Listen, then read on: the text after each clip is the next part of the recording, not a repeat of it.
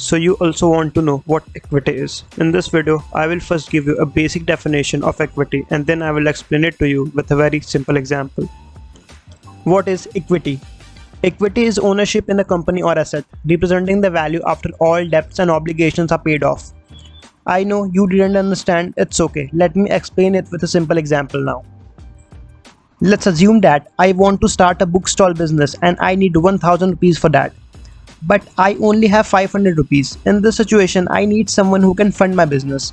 So I went to one of my friends and told him about my business idea. He was interested and invested 500 rupees in exchange for 50% ownership. This means that my friend is now own 50% of my company. After a year, let's say my company's worth is 2000 rupees. In this case, my friend's 50% ownership, which he bought for 500 rupees, has now increased to 1000 rupees. This is what we call equity, which means ownership.